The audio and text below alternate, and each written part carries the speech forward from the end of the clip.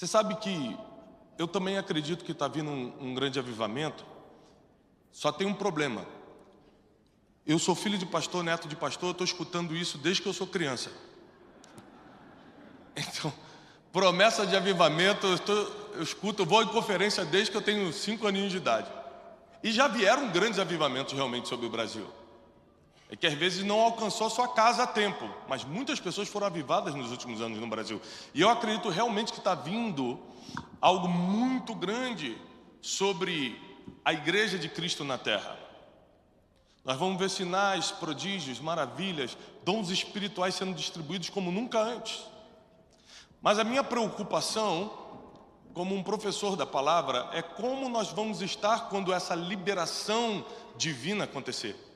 Porque todo dom traz exposição e toda exposição traz ataques que às vezes você não está preparado para enfrentar.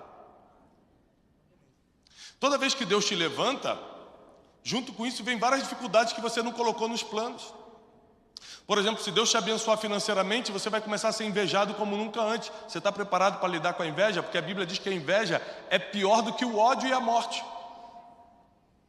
Aí você às vezes está pedindo, Deus, me enriquece, Senhor, me faz prosperar, vai ser tudo para a tua obra. Primeiro que Deus olha a tua vida e fala assim, você não é fiel no pouco, está me dizendo que quando for fiel no muito vai fazer tudo para a obra? Mentira, já não vou dar. Mas vamos supor que Ele olhasse teu coração e falasse, tá bom, vou te prosperar. Você está preparado para o que vem junto? Então quando a gente pede avivamento é a mesma coisa, a gente está pedindo algo, você está preparado para o que vem junto com o avivamento? Você está preparado para o que vem junto com qualquer coisa que você está pedindo, um novo emprego que você está pedindo, o solteiro que está pedindo para casar? Quem aqui é solteiro? Ué, convenção de solteiros?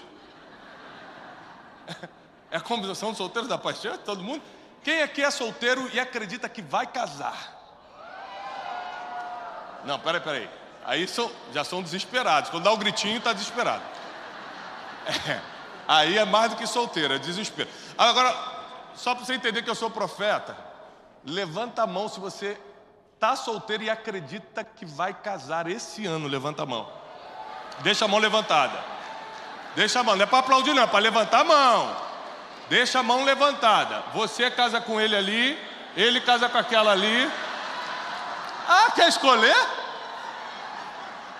Ah, não. Está solteiro até hoje escolhendo? Deixa Deus escolher, melhor. A verdade é que a gente não está preparado para um monte de coisa que a gente pede a Deus. Eu queria tanto ser igual o apóstolo Fábio, igual o pastor Eibe, eu queria tanto estar ali em cima igual o Tiago. Você tem ideia das guerras que a gente enfrenta? Porque talvez se você visse o outro lado da moeda, você pediria muito menos coisas a Deus. Hoje em dia, eu estou preocupado com outra coisa. Deus está na moda, né? Está todo mundo falando de Deus. Até quem não acredita em Deus está falando, porque dá like na internet, dá curtida. Está todo mundo falando de Deus, Deus está bonito, está todo mundo falando. O problema é que quando você começa a tocar no mundo espiritual, o mundo espiritual começa a se mover a favor ou contra você.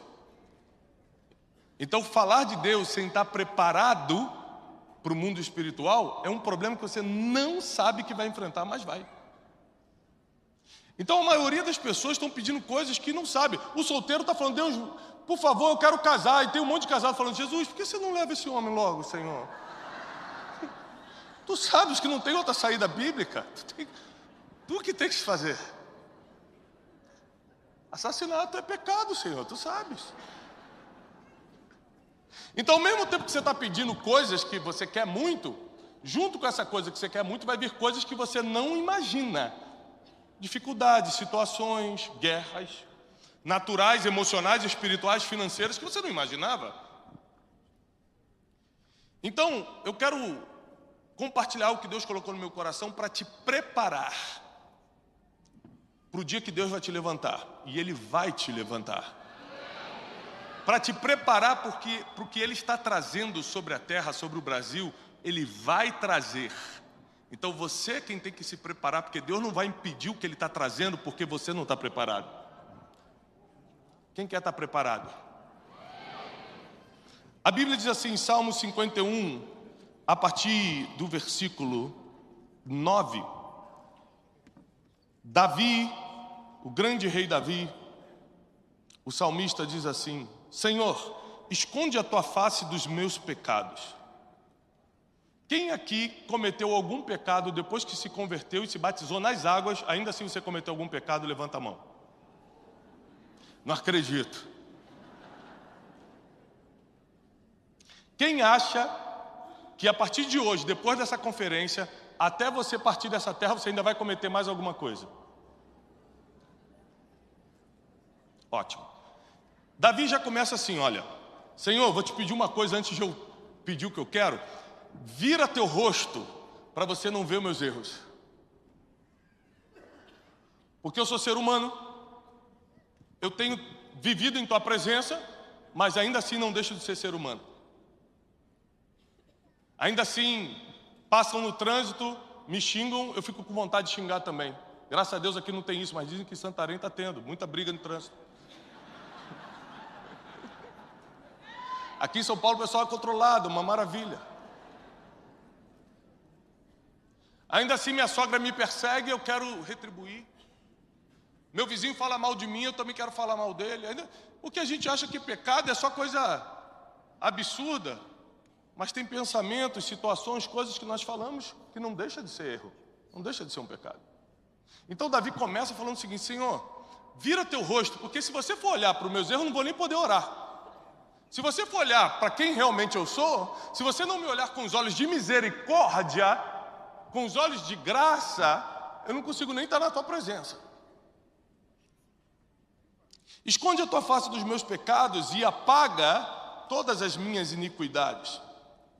Cria em mim, se você puder sublinhar na sua Bíblia, se você não se incomoda, marca isso: cria em mim, ó Deus, um coração puro, ou limpo, diz outras versões.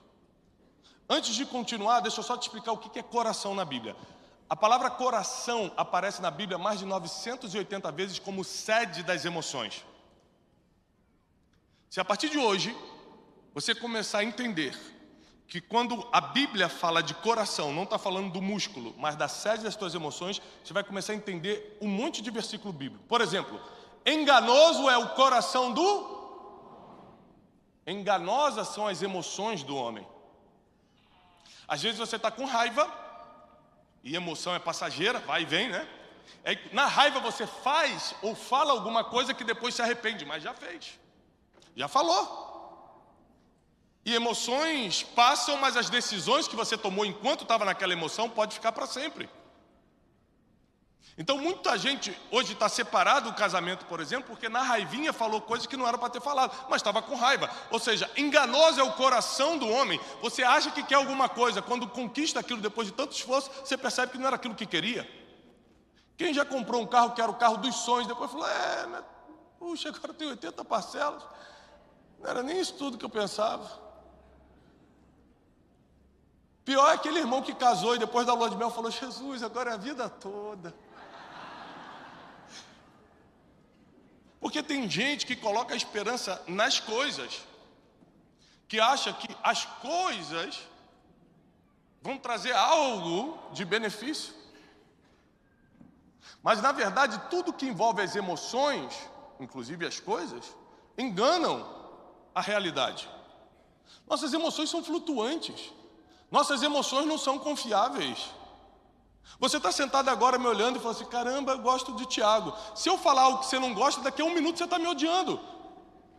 Se eu falar algo que te agride, se eu falar uma palavra que você não concorda, daqui a 1 minuto você levanta e fala: nunca mais escuto, vou bloquear ele na internet, não vou mais assistir o Café com Destino. Não, sempre desconfiei que esse menino era ruim. As emoções flutuam muito, você está bem numa hora, no outro tempo. É assim ou não é? Aí Davi pede o seguinte para Deus: Deus, por favor, dá uma olhada para o lado, não olha para os meus erros, porque eu vou te pedir algumas coisas. Primeira coisa: cria em mim um coração puro. Cria em mim um estado emocional saudável. Cria em mim uma sede das emoções para que a palavra possa ser cumprida. Porque se eu não tiver com as emoções em ordem, a palavra não tem sentido. Porque a palavra manda amar os inimigos, a palavra manda você dar outra face, a palavra manda você perdoar quem te perseguiu, a palavra manda você falar bem de quem falou mal de você. Não tem sentido para quem está mal emocionalmente a palavra de Deus. Não tem sentido nenhum. Para quem está mal emocionalmente, amar quem ama já é difícil, imagina amar o inimigo. Então, Davi, ele começou a matar uma questão muito importante aqui, milênios atrás. Ele falou, olha Deus, cria em mim, porque o psicólogo não vai resolver, o terapeuta não vai resolver, o psiquiatra com seus remédios não vai resolver, não desfaço de nenhuma dessas profissões, se precisar procure, tá? Não estou desfazendo, estou dizendo que quem resolve é quem criou o teu coração, a sede das tuas emoções, e não quem fica só dando reparações, quem só ajuda a tentar melhorar. Ele quem criou, ele quem te dá, ele quem resolve. Então Davi vai direto para quem pode resolver. Senhor, me dá um coração puro, limpo. Me dá emoções saudáveis. Eu não quero sentir raiva sem motivo. Quem já sentiu raiva sem motivo? Depois fala, nem precisava. Quantos crentes aqui, Deus, fala, já dormiram com ódio de alguém? Já era crente e dormiu com ódio de alguém? Levanta a mão.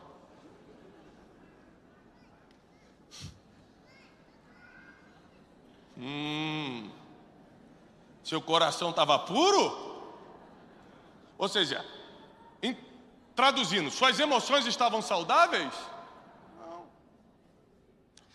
Mas Davi vai continuar algo muito profundo. Ele fala o seguinte, Senhor, cria em mim um coração puro e renova um espírito inabalável. Presta atenção, o coração ele pede para criar, o espírito ele pede para porque Deus, quando fez o ser humano, já colocou o espírito dentro. Ele só está pedindo a renovação do que já tem. O coração às vezes você nunca teve.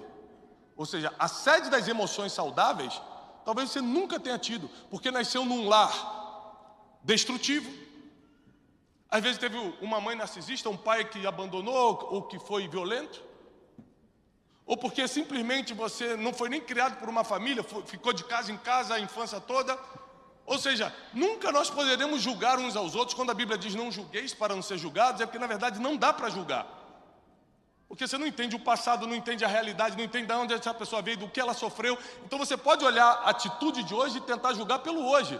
Mas se você parar para pensar tudo que ela passou, não dá nem para julgar. Você nunca vai saber, nem passado, nem futuro. Você só consegue enxergar o presente. Essa é a limitação do ser humano.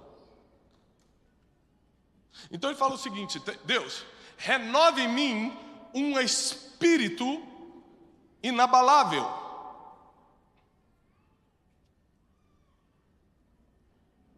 Não me expulses, não me tires da tua presença e não tire de mim o teu Santo Espírito. Davi vai revelar aqui uma fórmula muito poderosa de você estar preparado para o que está por vir na tua vida. Coração puro e espírito inabalável.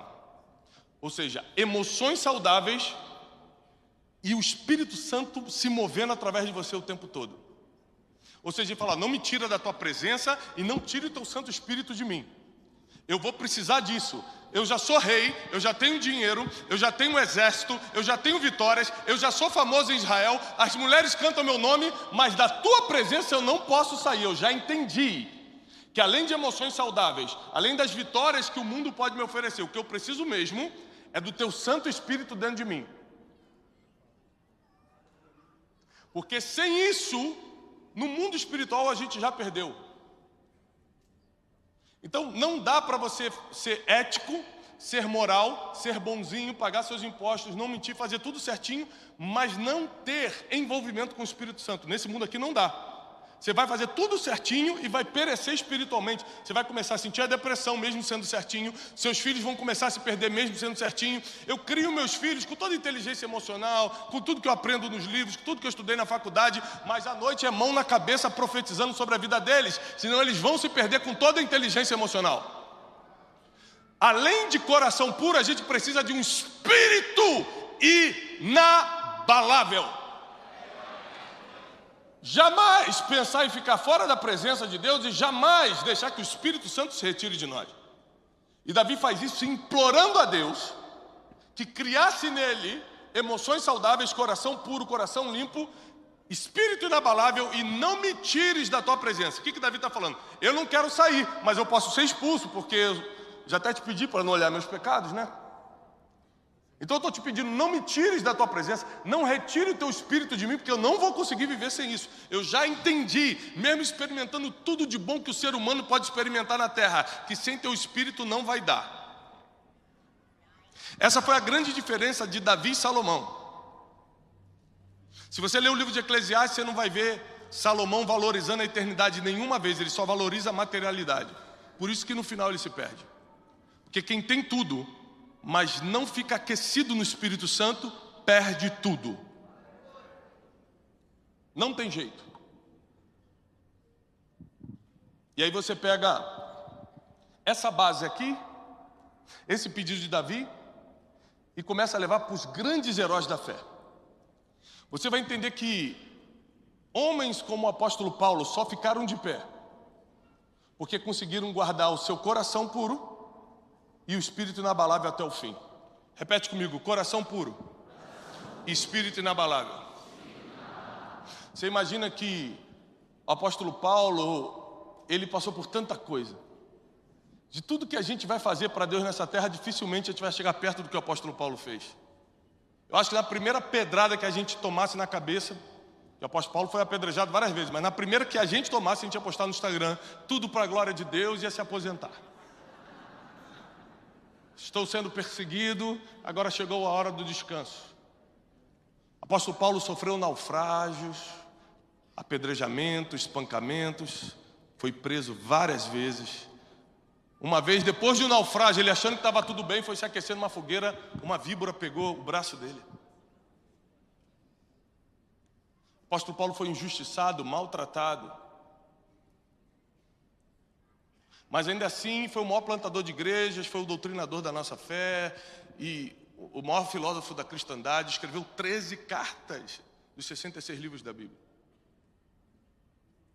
E no final da sua vida, nos últimos dias respirando nessa terra, as suas últimas palavras foram registradas na sua segunda carta ao seu discípulo Timóteo, capítulo 4. Ele começa falando algo que vai ferir todos nós. Ele começa falando o seguinte: Timóteo, lembra de Demas? Depois vai na sua Bíblia e procura o nome Demas, você vai achá-lo 4 vezes. Todas as vezes ele está apoiando Paulo. Está nas viagens, está ajudando. Demas, um beijo, sempre presente. Mas no final da vida de Paulo, o apóstolo Paulo diz o seguinte: lembra de Demas? Tendo amado este mundo, me abandonou e se foi para Tessalônica. Então você pegar uma pessoa que sempre esteve contigo, mas quando te viu mal, foi embora. Foi o que aconteceu com Demas. É quem está te ajudando enquanto a conferência está cheia. Quando a conferência esvazia, ele finge que não te conhece. Está te ajudando enquanto você está com saúde. Quando você está fraco fisicamente, vai embora. Quando você está com dinheiro, quando está sem dinheiro, vai embora. Então pessoas que no final são ingratas. Imagina o tamanho da ferida que deixa no coração. Quem aqui já sofreu ingratidão dura na vida? Foi traído por quem você ajudou? Muita gente. Demas, tendo amado esse presente século, se foi.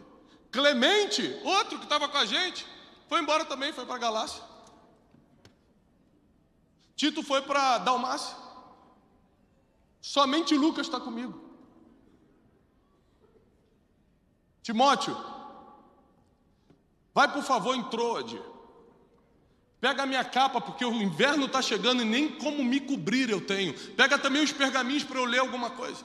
Ele está completamente abandonado, o grande apóstolo Paulo.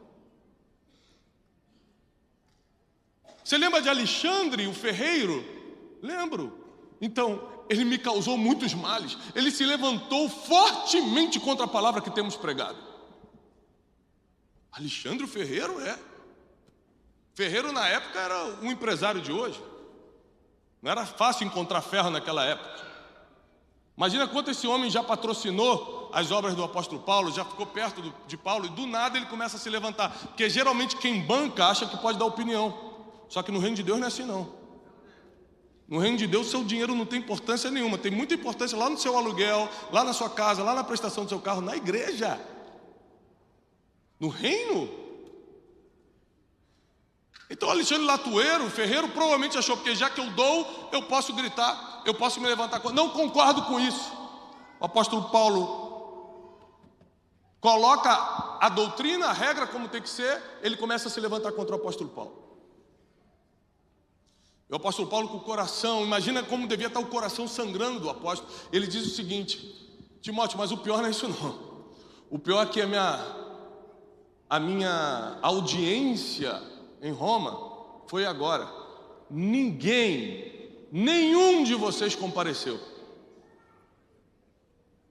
Mas ainda assim, o Espírito Santo esteve ao meu lado.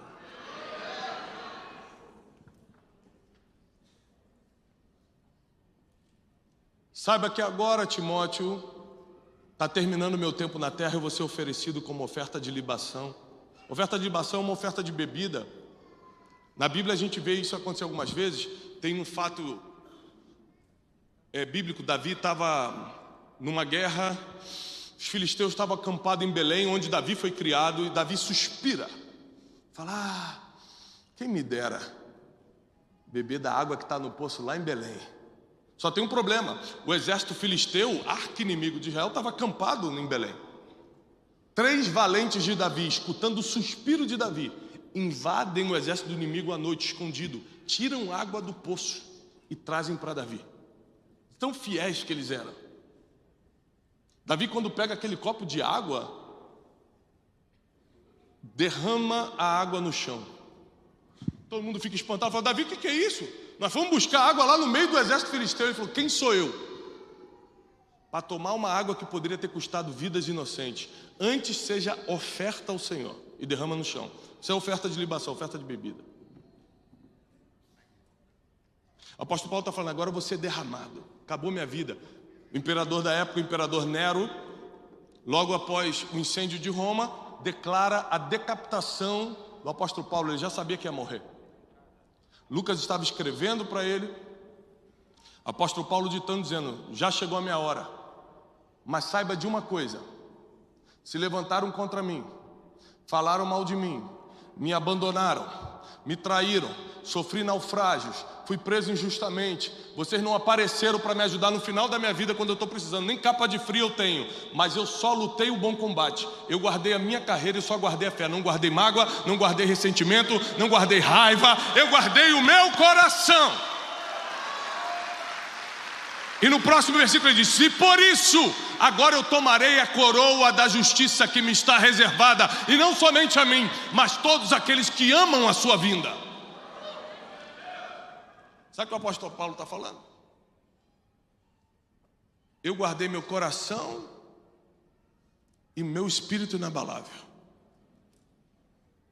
Eu não deixei que os sofrimentos que as pessoas jogam contra mim me ferirem. Eu não deixei que a fofoca dos outros entrasse no meu coração. Eu não deixei que a traição do fulano, que a discórdia com o cicrano determinasse como o meu coração vai estar. Porque para eu terminar bem, a Bíblia diz que o fim é melhor do que o começo, eu preciso estar com o coração puro e com o espírito inabalável. Coração puro e espírito inabalável é um exercício diário de proteção. Se vier um avivamento sobre o Brasil, você não tiver com coração puro e espírito inabalável, você vai usar isso para várias coisas, menos para glorificar Deus. Vai usar para pisar em quem você tem raiva, vai usar para mostrar para os outros que você venceu, vai usar para falar que agora você tem dom e outras pessoas não têm, vai usar para benefício próprio. Você vai usar para tudo, menos para a glória de Deus.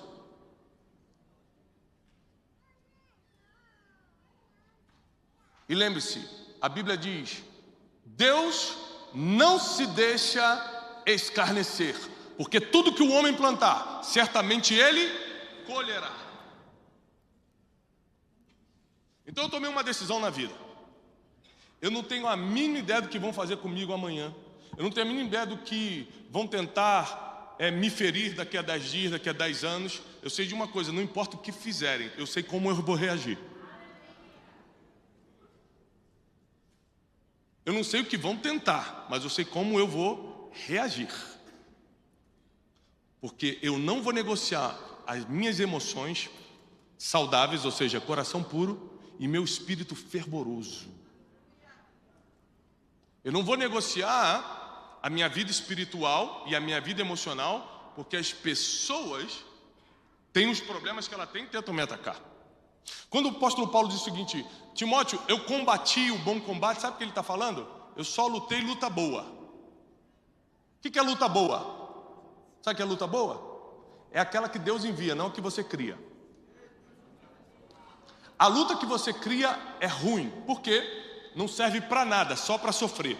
A luta que Deus envia, que são muitas, você não precisa criar nenhuma, vai ter muita luta para você, fica tranquilo. A luta que Deus envia, duas coisas acompanham essa luta. Primeiro, toda luta que Deus envia, você não tem chance de ganhar, mas já ganhou. Eu vou te provar na Bíblia, calma. Segundo, toda luta que Deus envia, além de você já ter ganho, veio, você vai ter que lutar, mas já ganhou, vai te promover. Só que a luta que você cria, não tem jeito. Imagina Jacó. Jacó está saindo, fugindo do seu irmão Esaú, atravessa o Jordão com um bordão somente, vai dormir num lugar sem saber aquele lugar era a casa de Deus, era Betel. Ele dorme, um anjo aparece para ele. Ele não saiu de casa dizendo: hoje eu vou sair na mão com um anjo. A Bíblia diz que os anjos foram criados em maior glória que a gente. Ou seja, tem alguma chance de um ser humano lutar com um anjo e vencer? Não. O anjo é maior, é mais forte, é espiritual, a gente é natural. Mas quem venceu a luta de Jacó com o anjo? Está escrito na Bíblia: já não te chamarás Jacó, te chamarás Israel, porque lutaste com Deus e prevaleceste. Duas coisas aconteceram aqui. Primeiro, ele entrou numa briga que ele não criou. Essa luta se apresentou para ele, e mesmo sendo improvável, ele venceu. E segundo, deixou de ser Jacó e se tornou Israel, o príncipe de Deus. Foi promovido. Davi sai de casa para entregar pão e queijo. Quando chega na batalha, a Bíblia diz: o gigante se apresenta. Davi não saiu de casa para lutar com o gigante. Davi não saiu de casa para arranjar confusão com ninguém. Ele saiu entregador do iFood, só queria entregar ali, ó, pãozinho, queijo e ir embora. Mas o gigante se apresenta. Quem tem mais chance de ganhar? Um gigante preparado de 3 metros de altura, com armadura, com espada, com experiência, ou um menininho adolescente que cuida de ovelhas? O gigante. Quem venceu? Davi. Porque toda luta que Deus envia, você já ganhou, por mais difícil que pareça. E quando acabou aquela luta, Davi deixa de ser um pastorzinho de ovelhas e se torna líder do exército de Israel. Foi promovido. Toda luta divina, você já ganhou e vai te promover. Sabe qual é a estratégia do nosso inimigo? Ferir teu coração, para que ele deixe de ser puro, para que ele te coloque em guerras que não são suas, para quando chegar a luta divina, você está cansado, sobrecarregado e sem tempo para lutar o que Deus enviou. Porque nessa luta aqui você só se cansa e não tem recompensa, só sofrimento. Então quantas lutas, quantos combates que são péssimos você entrou na vida? Quem é que reconhece que um problema que você está vivendo hoje ou já viveu no passado foi você mesmo que criou? Quem reconhece isso? 3 pessoas. Senhor, a igreja está preparada para o arrebatamento. Essas 3, se existir purgatório, Senhor, bota esses 3, o resto leva. Escuta. A maioria de nós criamos problemas. Não é que problema vem até a gente, às vezes vem mesmo, mas a maioria de nós criamos. O apóstolo Paulo encerra a sua vida dizendo: eu só lutei bom combate. Eu naufraguei, mas não fui eu que dei mole com o navio, não.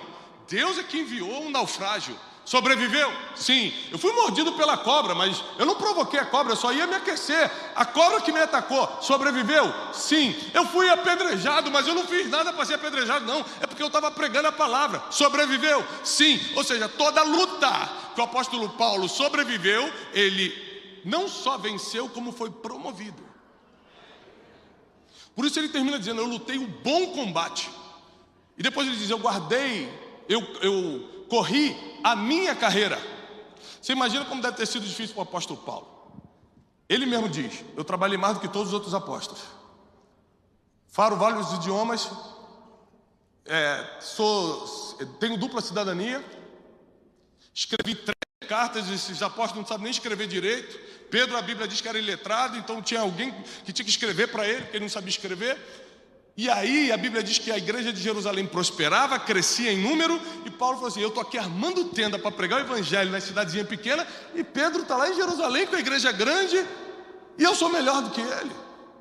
Sabe que isso nunca passou na cabeça do apóstolo Paulo? Ele revela em 2 Timóteo 4, porque eu vou correr a minha carreira, não a carreira dos outros. Se Pedro está com resultado diferente do meu, se ele tem mais seguidor no Instagram, se o que ele está fazendo dá mais dinheiro, não tem nada a ver comigo, porque eu vou correr a minha... Eu vou correr só a minha carreira.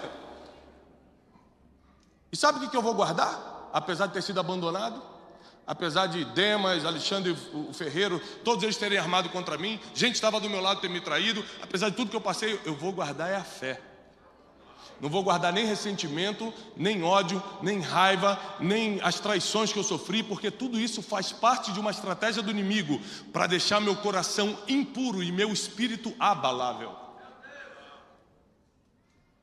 Então, se você quer estar preparado para o avivamento que Deus vai trazer, eu acredito nisso, purifica teu coração e fortalece o teu espírito. Se você só purificar o teu coração, não vai ser suficiente. E se você só fortalecer o teu espírito, também não.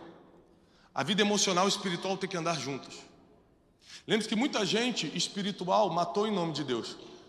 Porque apesar de ser espiritual, estava com as emoções fora do lugar. A maioria dos genocídios que aconteceram ao longo dos anos foram em nome de Deus.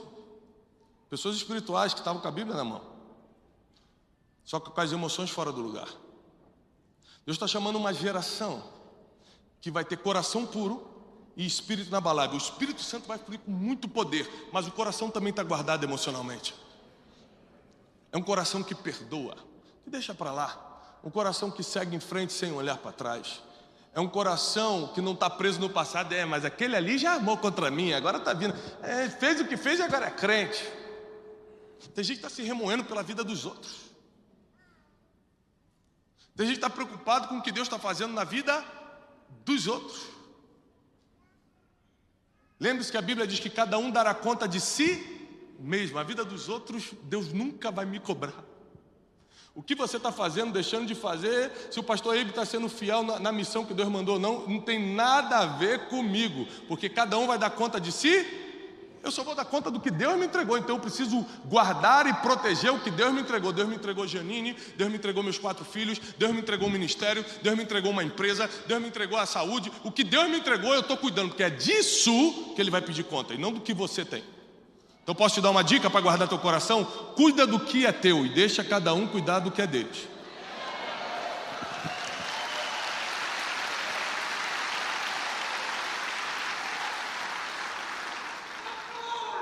Amém. Pelo menos um da Assembleia veio, viu? Assembleia Paz Church, tá dando uma mesclada aí. Eu tô quase rodopiando aqui, o irmão grita, eu quase que fui junto.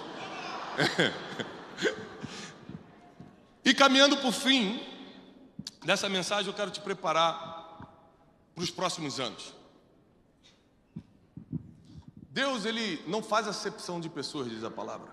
O plano que Ele tem para você, nem olhos viram, nem ouvidos ouviram, nem jamais penetrou no coração do homem, que Deus tem preparado para quem o ama. Quem é que o ama? Acho que se você não amasse a Deus, você não estaria numa conferência como essa. Estaria em outro lugar, feriadão, você estaria viajando. Se você está numa conferência como essa, é porque você ama a Deus. Então, os planos que Deus tem para você é muito maior do que você está imaginando. Está na Bíblia. Não é o que eu acho. Eu deixei de dar minha opinião desde que eu resolvi virar um pregador. Quando eu virei um pregador da palavra, eu nunca mais falei o que eu acho. Eu só falo o que está escrito. Porque você evita muito problema quando só fala o que está escrito. A Bíblia, ela é suficiente, sem a tua opinião, para dar conta do recado. É só você fazer o que está escrito, que você se blinda, se protege e dá tudo certo. Então, falando o que está escrito, Deus tem planos para você muito maior do que você imagina. Só que esses planos, eles só vão se estender se você estiver preparado, preparada para recebê-los. Meus filhos, eu tenho 4 filhos, meus filhos me pedem um monte de coisa. Esse dia meu filho José está vendo muito negócio de carro no YouTube, de corrida de carro no YouTube. Ele falou assim: pai, vai fazer 11 anos. Pai, o senhor me ama, né? Eu falei: eu amo, filho, claro. Me dá um carro. Eu falei: um carrinho de controle remoto? Ele: não, um carro, pai. Tipo o seu assim, para eu dirigir. Eu falei: claro que não, José. Tem 11 anos, rapaz. Ô pai, os caras do YouTube têm. Eu falei: mas ele não tem 11 anos. Não, então o senhor não deve me amar tanto, porque não é possível. Aí eu falei: filho, primeiro, é contra a lei. Segundo, você não tem altura ainda. Terceiro, se você tivesse 17 anos com altura, eu não te daria o carro. Porque é uma questão de maturidade ainda. Aí, alguns nãos que o pai dá para o filho, machuca o filho, mas isso é só para proteger. Uma vez eu estava comendo chocolate, tinha acabado de chegar de uma viagem. Não façam isso, gente. Não sigam esse exemplo. Aí abri uma barra de chocolate sozinho. Aí botei um filme e fiquei. Pá. De repente eu escutei uns passinhos vindo no corredor. Era minha filhinha pequena. Eu peguei a barra de chocolate e joguei debaixo do sofá. Aí fiquei. Mas deixa eu te explicar. Eu não fiz isso em maldade, não. É que é o seguinte, quem é pai e mãe vai entender. Era 11h30 da manhã. Meio-dia, meio-dia e 15, as crianças almoçam. Se comer chocolate, vai almoçar? Aí o que eu fiz? Eu escondi o chocolate. Porque eu sei que o pai não pode mostrar para o filho aquele que ele não tem intenção de dar ainda. Um pai seria torturador se ficasse mostrando que não pode dar. Estou comendo chocolate, mas você não pode. Não é assim, a gente só esconde e acabou. É ou não é? É muito mais sábio. Então preste atenção. Se Deus deixou você ver,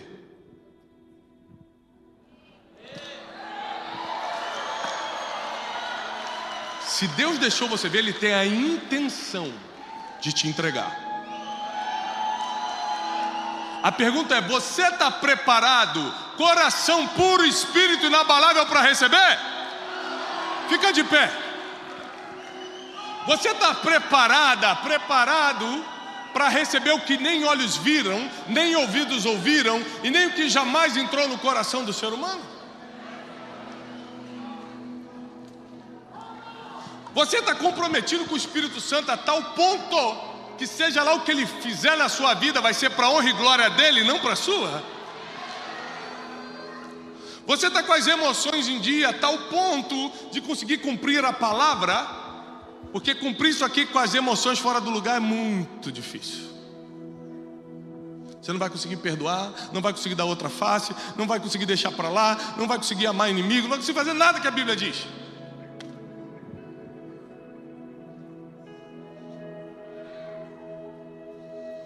Esses dias, um enviado de Satanás, numa conferência como essa, parou do meu lado. Falou: Tiago, tudo bem? Eu falei: tudo. Ele falou: eu trabalho aqui. Aí falou: não. Eu falei: que bom. Você sabia que o fulano, aí falou o nome de um pastor, falou mal de você? Eu falei: o fulano?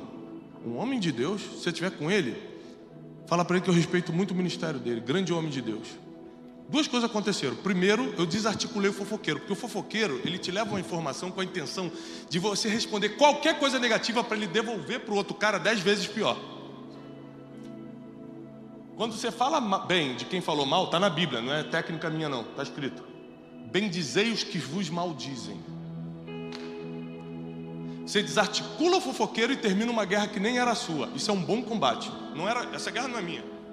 É dele, é do fofoqueiro ou de quem falou, não é minha. Eu não entro em guerra que não é minha.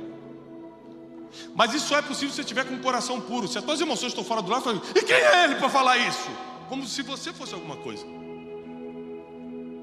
Você começa a colocar para fora, a vomitar as tuas mazelas sentimentais e emocionais em cima de uma provocação que nem era uma guerra para você lutar. Eu quero terminar minha vida, pastor Eibe, como o apóstolo Paulo. Quero olhar para os meus 4 filhos, se Deus me der a oportunidade de morrer em paz, né? Porque às vezes você morre sem esperar. olhar e falar o seguinte: meus filhos, papai combateu o bom combate. Eu corri somente a minha carreira. Fui tentado a correr várias carreiras, mas só corri a minha. E papai guardou a fé. Eu quero terminar bem. Eu quero que você termine bem. E o caminho está aqui. Cria em mim, ó Deus, um coração puro. Renova em mim um espírito inabalável.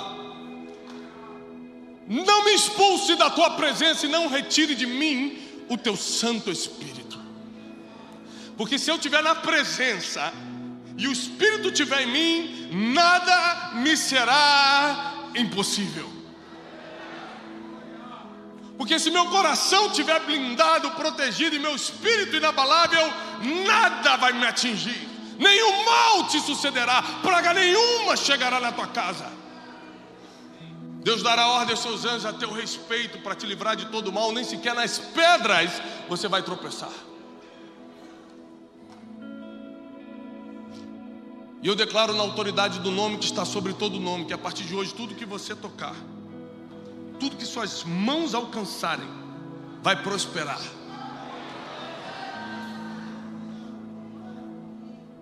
E o que Deus vai trazer nesses últimos dias sobre a igreja de Cristo, o avivamento, o dom, os dons espirituais, eu declaro que dons espirituais vão começar a te alcançar, para que você comece a manifestar o ministério que está dentro de você. Querido, perca uma oportunidade de emprego, mas não perca a oportunidade de colocar para fora teu ministério. Porque os ministérios foram dados para o aperfeiçoamento da igreja. A igreja precisa do que está dentro de você. Não fica com vergonha do teu dom, Deus sabe por que colocou ele aí. Mas para colocá-lo para fora, você vai precisar de um espírito inabalável. Para administrar o que vem junto com o dom, você vai precisar de um coração puro. Não tem como fugir do que nós pregamos hoje. Nós temos que fazer um compromisso com Deus hoje à tarde. Essa tem que ser uma oração contínua. Senhor, me dá um coração puro e renova o espírito inabalável. Me dá um coração puro e renova o espírito inabalável. E aí eu terei forças para lutar qualquer luta. Aí eu terei sabedoria para tomar qualquer decisão. Aí eu terei fé para andar pelo impossível. Senhor, eu declaro em nome de Jesus a tua graça, a tua misericórdia sobre a igreja. Nós ministramos um tempo novo, abençoado, paz, sabedoria, graça, alcançando a vida de cada um. Dá-nos, Senhor, um coração puro, emoções saudáveis. Dá-nos um espírito que não se abala. Não nos expulse da tua presença, Senhor. Reconsidera nossos erros, perdoa nossos pecados e não nos tire, Senhor, o Santo Espírito. Queremos estar em tua presença todos os dias e para sempre. Queremos glorificar o teu nome através de tudo que fazemos. E nós te pedimos agora, dá força ao teu povo, dá coragem ao teu povo, dá ânimo ao teu povo, dá dons espirituais ao teu povo. Reaviva o ministério que está neles, Senhor, reaviva o dom que está neles. Declaramos em nome de Jesus um novo tempo sobre o Brasil e sobre as nações da terra. E quem recebe, aplaude ao Senhor com toda a sua força. Deus abençoe, Deus te abençoe. Eu desejo paz e prosperidade sobre a tua vida, em nome de Jesus.